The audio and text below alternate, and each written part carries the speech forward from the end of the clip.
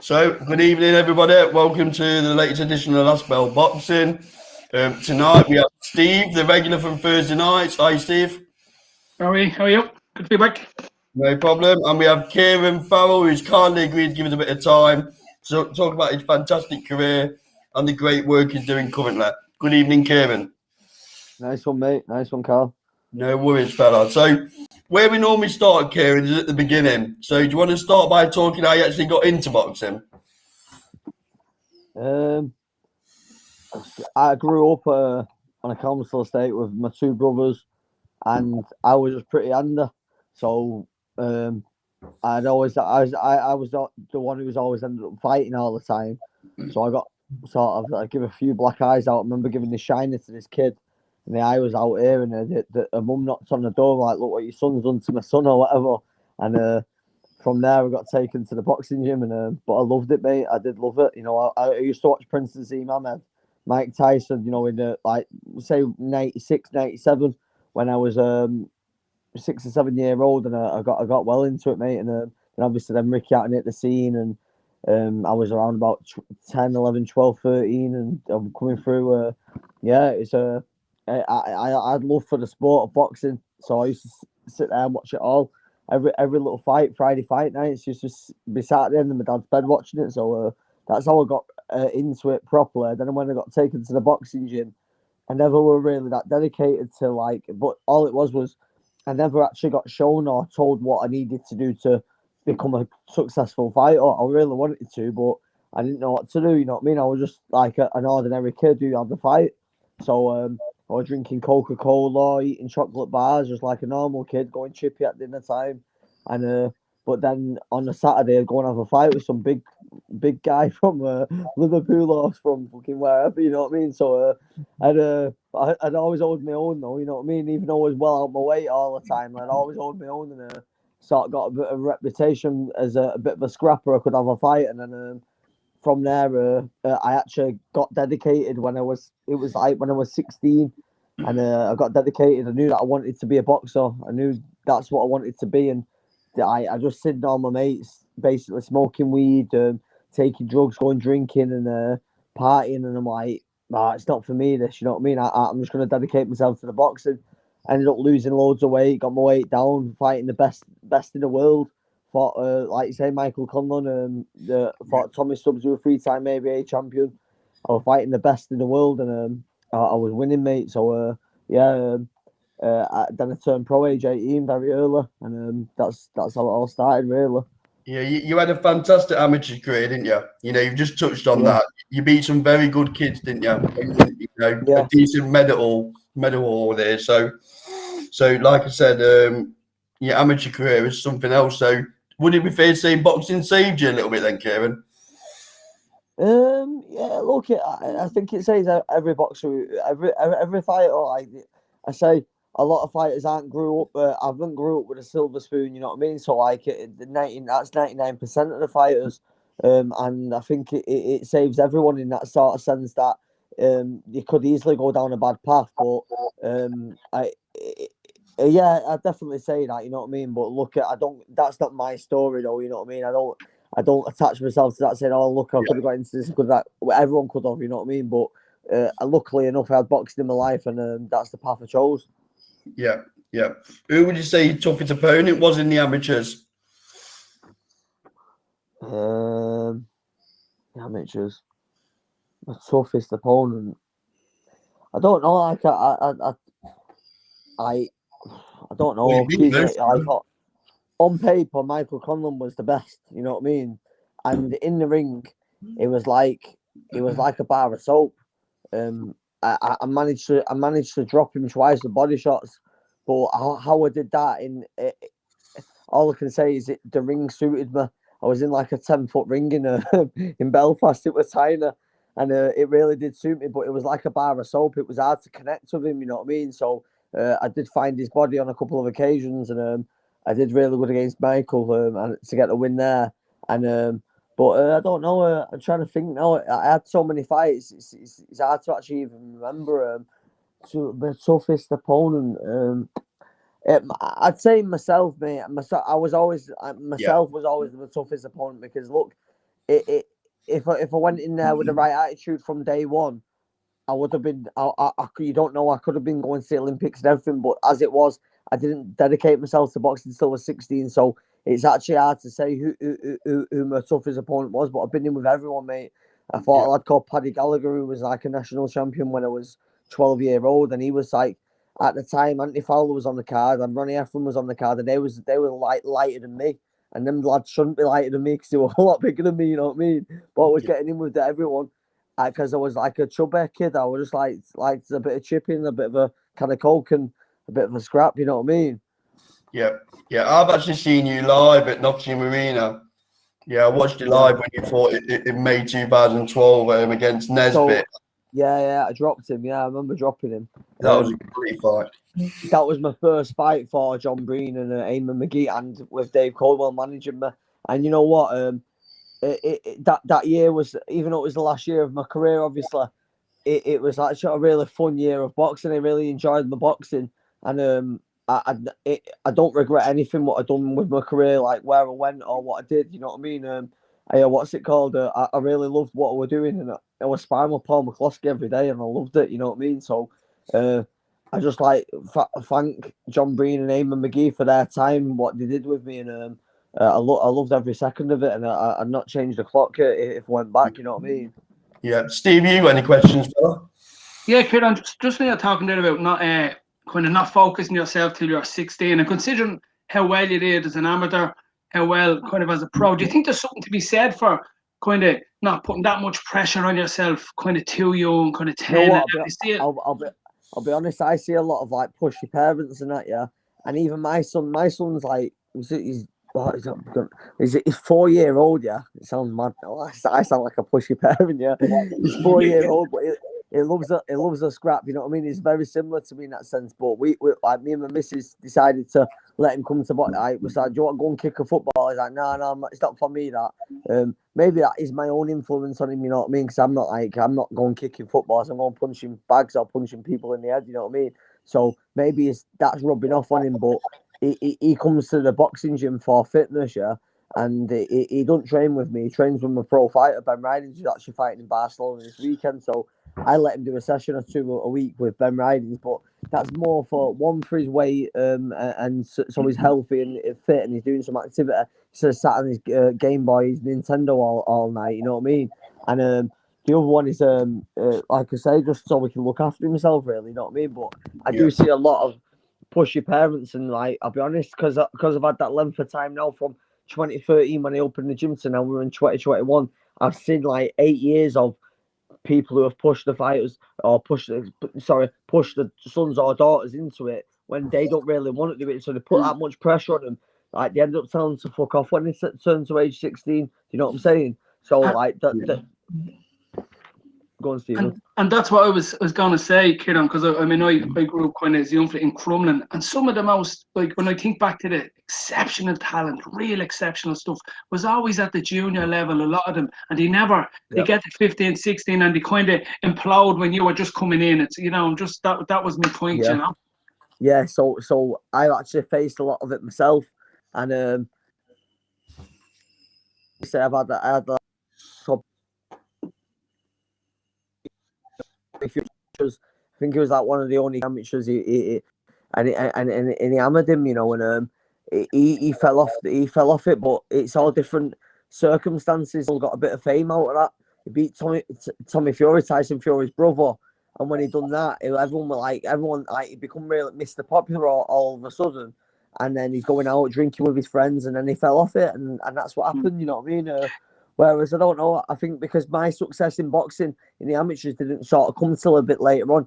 I was always hungry for the England vest. I was hungry for winning the national title. I was hungry to go and represent the country, you know what I mean? So I didn't have any of that early. Whereas the lads who had it early, I know loads of fighters in Haywood even who have had that early, and they fall off by the time they're 15, 16 because like they think, fuck that, too much pressure, don't want to watch my weight and stuff like that. Whereas I was hungry. I was the hungriest. I wanted it badly.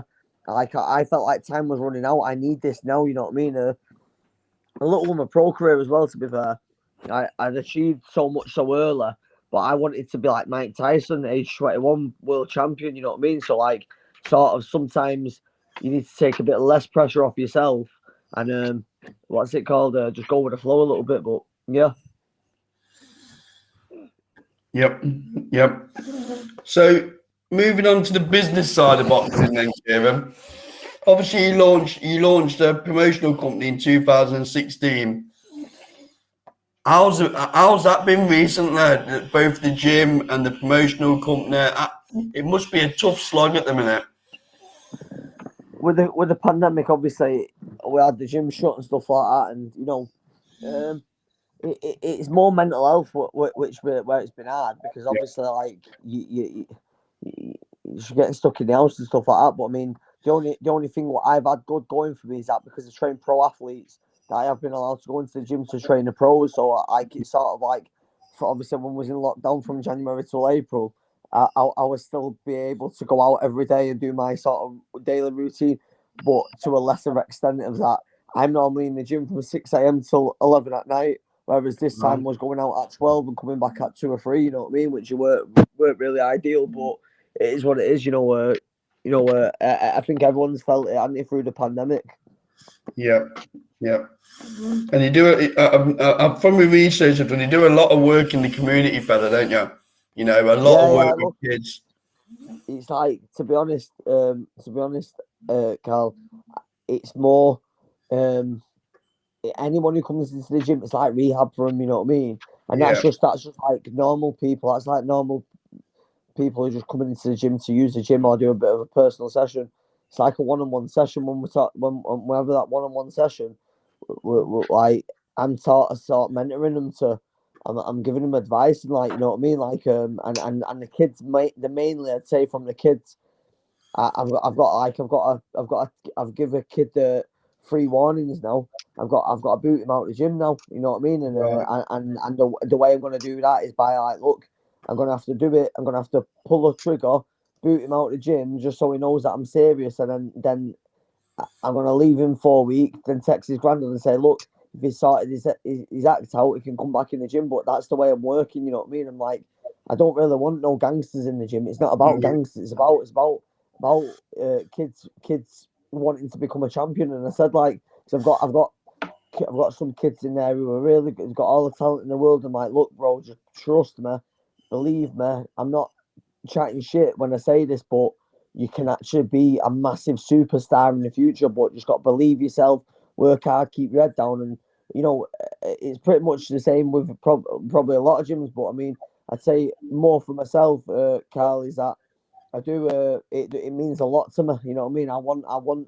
I'd love to bring a kid from them to be the next Katie Taylor or be the next Anthony Joshua. You know what I mean? So it's like I say, and if they never do, like Brad O'Connell, for instance, now the lad who beat Tommy Fiora, he's a good lad and he's out there grafting, he's working hard, and I actually got asked once upon a time to go and sell some weed, but from some local dealer, and I said, look, bro, he come in with some new trainers, and I said, where have you got them from, bro? And he's like, oh, I've been selling a bit of weed. I said, sound, bro, there's the door, fuck off now, and that's the way I work, you know what I mean? So, like, I was just trying to put him in a good position, and I said, look, we don't do that here, you know what I mean? So if that's what you want to get up to, that's fine, but you won't be boxing for the gym anyway. He soon stopped it, and now he's a good lad. He's got a job.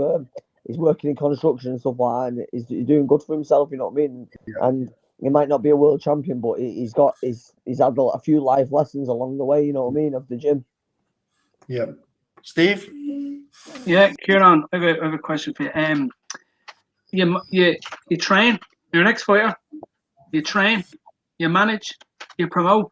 You do the whole lot. I'm racking my brain here trying to think, is there anyone else right now at this moment that's kind of doing everything? And usually, like, when I hear that, I go, oh, no, stick to a discipline. But you seem to be doing it really well. You're whacking out the shows, lots of fighters, running a successful gym.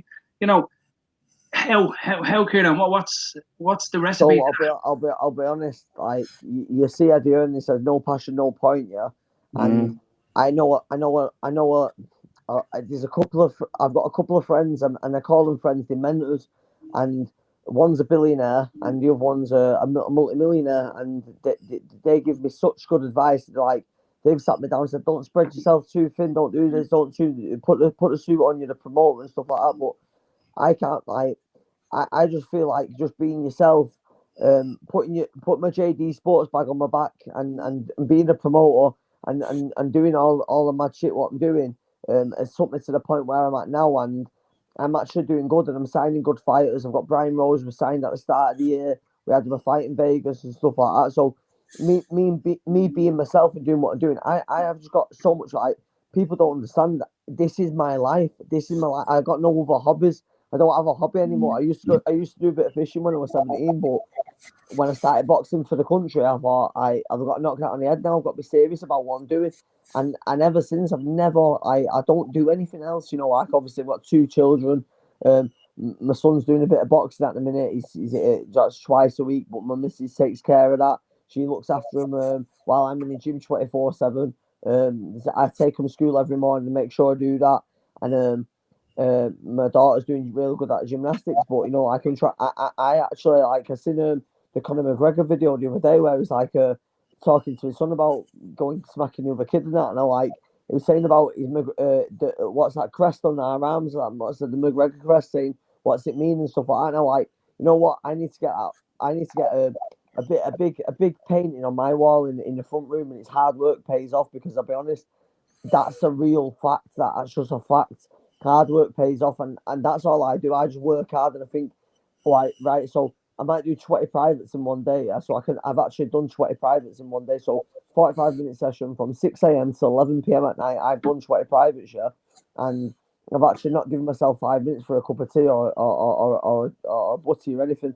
And what's it called? You know, I just know that everything, like me getting a phone call from Matchroom USA to get Brian Rose a fight against Ammo Williams in Vegas on the Devin Haney undercard, or the Canelo. We actually had the contracts for the Canelo Billy Joe Saunders card first. That's only come through the hours and hours and hours I've put in, and a million times I will text somebody and they won't get back to me, but I will still text them and not lose any hope or enthusiasm with what I'm texting. Do you know what I'm saying? Like, I'll keep asking and keep knocking on the door, and I'm not after knocking on the door now. I'm after booting the fucking thing down. You know what I mean? I'm looking to take over the show. That's what I'm doing. Yeah, and I think to qualify the question, like, I don't think people understand how difficult it is. Like, even I just take Ireland over the last 4 years, for instance. It's like an end scene from Gladiators. Like, so many different promoting groups, people come into the sport, either not understanding boxing, or else basically trying to do everything, trying to be a promoter, trying to be a manager, trying to be a trainer. You know, I think just people don't realise how difficult. And on the outside, I even see if kind of personal trainers being boxing, you know, everybody kind of thinking that, oh, this is really easy, but it's a really, really difficult Stephen, you know game what? to be involved in.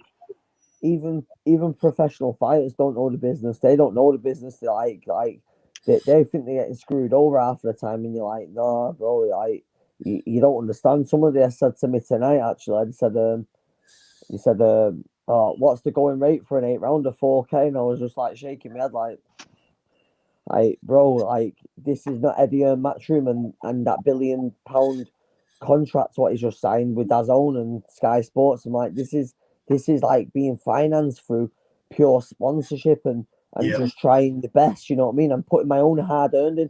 I've got Ben Ridings fighting this week in Spain. I'm going to Spain on Friday. That's why we're doing this phone call now.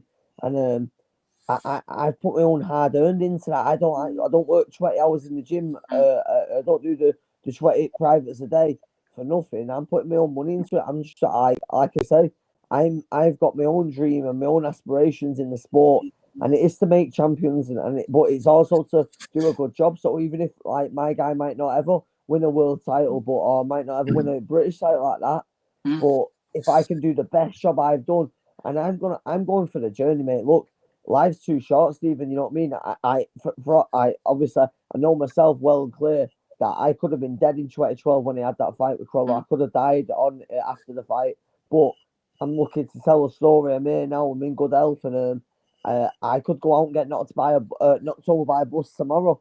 And you know, life goes on for everybody. You know what I mean? So I'm just trying to look. I said to my missus, like, I'll save a bit of money here and there. You know what I mean? But then I'm like, are you happy in this house? I'm like, 'cause I'm pretty happy. I'm pretty happy where I am. Do I want a big 6-bedroom house? I couldn't really give a fuck, to be honest. You know what I mean? I like the fact is that, look, we've got aspirations and we've all got dreams of getting these big houses and stuff like that. But what's it really mean? We can't take the house with us. You know what I mean? So if we can make a guy a champion or give a guy a little help up the ladder, even with like tonight, I've signed a free fight deal. You'll all see it on social media soon. I've got a really good fighter, and I've said to him, I said, look, I know what I can do with you. And even there's another fighter I'm talking to as well, and like these two guys are top 75 in the world in box rec. You know what I mean? And Wow. they're coming to me, and I even got asked by a former IBF world champion, can I manage his son? I'm like, wow. He said, I've heard you're the guy to be with. I'm like, yes, but you heard the right thing, because this is what it is. I want that, you know what I mean? I need that, you know what I mean? And I'll be honest, it's onwards and upwards for myself. And we just got to keep working hard, mate. And I'll be honest, it's like I say, going back to the question, it's just all through hard work and what I do in the gym all the time, day in, day out. Yeah. So, so the show on June the 26th, is that all public now then, Kieran? Is it all public? It was public. So we had Brian Rose fight in March, and in Spain in March, they actually let 250 people in, or it was 200 people in the event. Obviously, they all had the masks and that. It's a bit more laid back over in Spain. You know what I mean? It's a little bit more laid back than over here. It's like it just seems to be like a money spin on everything. Like COVID tests are 10 times the amount they are over in Spain. You've got to do a 2-night quarantine at hotels. You've got to have this. You've got to have that. You've got to have 7 doctors for £750 each. Like, you know, like it's a piss take. You know what I mean? And I get it all. Everyone needs to be safe and that, but the costs are extortionate over here at the minute. You know what I mean?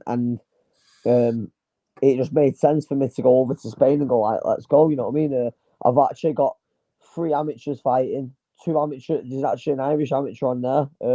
Where he's not got his fight announced yet, so I'm not going to say his name, but he's a very good fighter, and I get on with him. Nice kid. He's only amateur. I was saying, look, if I can make you a fight, and this was only tonight, I said, look, I'll get you a fight. So we're actually looking for a fight for him. Got 2 of my girls on, and Rihanna DeForo, who's an animal. She's 13-year-old, and she went over to Barcelona in March with us, and she went into a gym underground in Barcelona. She got in with an 18-year-old elite and smashed her all over the ring. So she's going places. She's not even had an actual fight yet.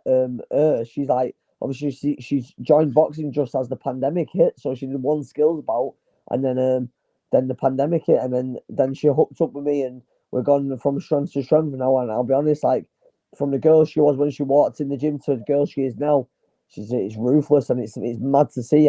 I'm crazy to see how fast and how much she's improved in such a small space. You know what I mean? Then I've got Emily Whitworth, who's a 16-year-old 2-time champion of England. She's going to be boxing over there in an exhibition. So I've got 3 amateurs fights on there. Then we'll have 6 or 7 pro fights, or maybe 8 pro fights on there. 4 of them being my own. I've got Jerome Warburton on. I've got Sean Yaxler, who's a 2-time Welsh ABA champion. I've got Conor Lynch, who's 6-0, who was a national champion amateur, had over 80 fights, who I train as well.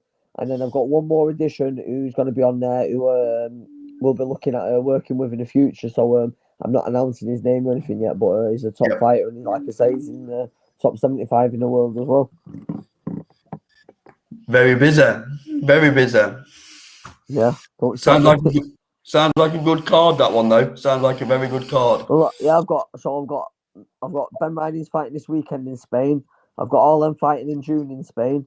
Then I'm going back over to. I've got 2 big fights lined up for 2 of my fighters in July. Three big fights lined up. I've even got a fight for a fighter over in Africa as well. So I've got loads going on, mate. You know what I mean? So it's all good though. You know what I mean? Just got to keep working hard. Yeah. You'll be getting some air miles in. Let's put it that way. Yeah, 100%. Yeah. It's all good. It's all good. Steve, have you got anything else? I just don't want to keep Kieran too long, to be honest. No. Just again, Kieran, a lot of admiration for you. I've said it to you before. contain just in terms of like the drive, you know what I mean, the determination, what you've come through, and I know you inspired a lot of people, you know, around England, you know, around the world, and particularly kind of within your hometown, and that's so well done. Yeah, appreciate it. Nice to see you. Yeah. Thank you, mate. Cheers, I'd pal. like Thank to you. echo that. Kieran, I really appreciate your time for jumping on, fella. Yeah. Hopefully it's one of many, to be honest, as Yeah. your career progresses. Yeah, thank you. And good luck with it all, and I'll be in touch. Take care. Nice one, lads. Appreciate it. See you later, boys. See you Cheers, later. Kieran. Thank you. Bye bye. See you later, lads. See you later.